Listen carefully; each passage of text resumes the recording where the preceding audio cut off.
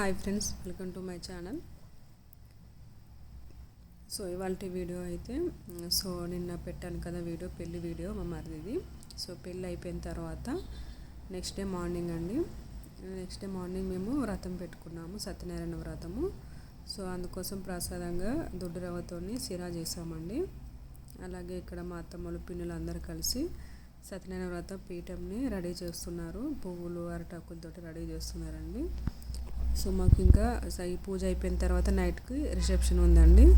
So అందుకోసం మేము పొద్దున్నే స్టార్ట్ చేసాము పూజ. సో 7 కలా స్టార్ట్ చేసామండి, 7-8 కలా.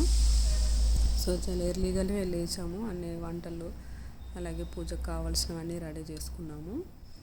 సో ఇంక ఇక్కడ వచ్చేసి మేము పూజ చేసుకుంటున్నాం కాబట్టి మా అమ్మ వాళ్ళు నాకు మా అత్తమ్మకి బియ్యం తీసుకొచ్చారు. సో ఇక్కడ బియ్యంలో పసుపు అలాగే నెయ్యి వేసి కలుపుతున్నారు.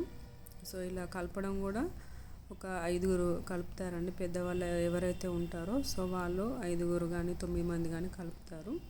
సో ఇక్కడ ఇలా నాకు మా అత్తమ్మకి రెడీ చేస్తున్నారు.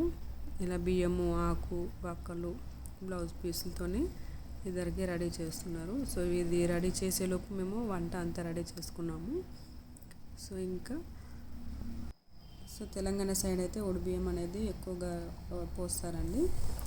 సో కూతురి ఇంట్లో ఏ ఫంక్షన్ అయినా సరే అమ్మ వాళ్ళు బియ్యం పోస్తారు. అలాగే అమ్మ వాళ్ళ ఇంట్లో ఏ ఫంక్షన్ అయినా సరే కూతురికి బియ్యం పోస్తారండి. సో ఇదండి, ఇంకా పూజ ఎంత అవుతుంది.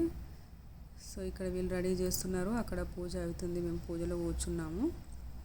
సో ఇంకా ఎవరి పని వాళ్ళు చేస్తూనే ఉన్నారు.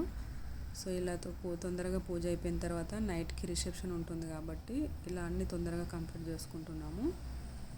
So okay friends, so okay అండి, ఇవాళ వీడియో ఇది.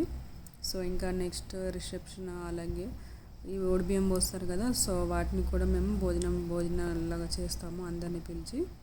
సో ఆ వీడియో ఇంకా చాలా వీడియోస్ వస్తాయండి. ఖచ్చితంగా మీరు చూసి నా ఛానల్ని సపోర్ట్ చేస్తారని అనుకుంటున్నాను. సో ఓకే ఫ్రెండ్స్, ఇంకా వీడియో చూసేయండి, మీకు చాలా బాగా నచ్చుతుంది. సో ఓకే అండి.